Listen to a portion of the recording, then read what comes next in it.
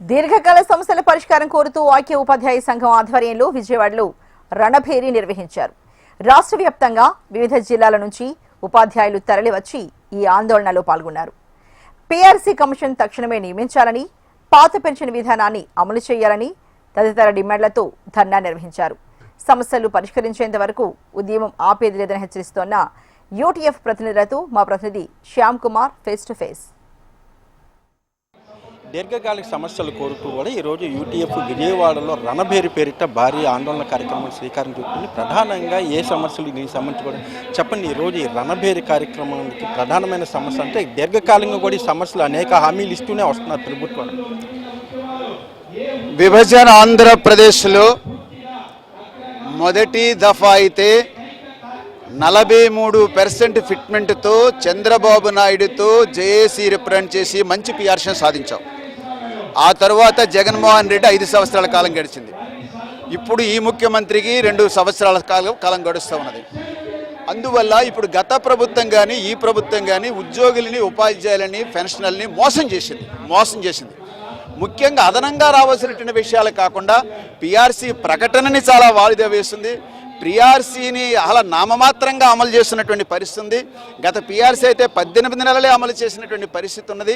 డిఏలు అసలు చెల్లించినటువంటి పరిస్థితి ఉన్నది. గత పాలకుడు 10 డిఏలలో ఒక్క డిఏ ఏరియర్ కూడా పూర్తిగా చెల్లించలేదు. అందుకనే వేల కోట్ల రూపాయలు, ఇంక 35,000 కోట్ల రూపాయలు బకాయిలు ఉండిపోయినాయి. ఇప్పుడు ఈయన వచ్చి 2 సంవత్సరాలు అయ్యింది. 2 సంవత్సరాలు 3 బడ్జెట్లు ప్రవేశపెట్టిండు. ఇందులో ఉద్యోగులు ఊసిలేదు, ఉపాధ్యాయుల పెన్షన్లో ఊసిలేదు. ఇప్పుడు పిఆర్సీ వేస్తారా లేదా? గతంలో రైట్ టైంలో పిఆర్సీ వేసేవారు, నివేదిక వచ్చేది, అది వ్యవహారం చేసేవారు. ఇప్పుడు పిఆర్సీ కమిటీ లేదు, ఐఆర్ఏ లేదు, ఏరియాల సంగతి లేదు. అర్థమైందా? అందువల్ల ఇవన్నీ కూడా మీరు ఈ బడ్జెట్ ప్రసంగాల సందర్భంగా అయినా ఈ రాష్ట్ర ఉద్యోగులు, ఉపాధ్యాయులు, కార్మికులకి ఒక హామీ ఇవ్వాలి. నేను పిఆర్సీ కమిషన్ చేస్తున్నా, త్వరలో అమలు చేస్తా. అది ఎంత పని చెప్పన్నాడు, నాకు వదిలేండి అన్నాడు ముఖ్యమంత్రి మన ఫ్యాప్టో చర్చల్లో. అది ఎంత పని అన్నాడు, మరి ఇంకా వేయట్లేదు కదా, బడ్జెట్లో ఆ మాట చెప్పలేదు కదా. అందువల్ల డిఏరియర్స్ చెల్లించాలి, గత పాలకుడు పెట్టిన ఏరియర్స్ అన్ని చెల్లించాలి. నువ్వు పిఆర్సీ వేయాలి నీ కాలం కాబట్టి, అట్లాగే ఇతర ఏరియాలు చెల్లించాలని చెప్పడం కోసమే వాళ్ళ అలంకారంలో ముచ్చట్లాడుతున్నారు, అక్కడ అసెంబ్లీలో ముచ్చట్లాడుతున్నారు, మేము అలంకార దగ్గర ముచ్చట్లాడుతున్నాం. అందువల్ల రాష్ట్ర ప్రభుత్వం తక్షణం స్పందించాలని డిమాండ్ చేస్తాం. చూడొచ్చు, సిపిఎస్ అనేది అంటే గత ప్రభుత్వం కూడా మార్చింది. అంటే పెన్షన్, పాత పెన్షన్ విధానమే కావాలని. ఏంటంటే అసలు పెడుతున్న ఈ ప్రభుత్వం. గత పాలకుడు ఏమన్నాడు, జీతాలు చెల్లిస్తున్నాం కదా అన్నాడు. జీతాలు 30వ తేదీని చెల్లించినా ఆ నెలలో చెల్లించాం కదా అని చెప్పాడు. సిపిఎస్ కోసం, ఎన్నికల హామీ కోసం సిపిఎస్ అన్నాడు. అధికారంకి వచ్చిన తర్వాత జీపీఎస్ అన్నాడు. అది లేదు, ఇది లేకుండా పోయింది. అర్థమైంది? ఈయనేమన్నాడు, పిఆర్సీని మన పెన్షన్ పథకాన్ని నేను మెరుగైన పద్ధతిలో తీర్చిదిద్దానన్నాడు.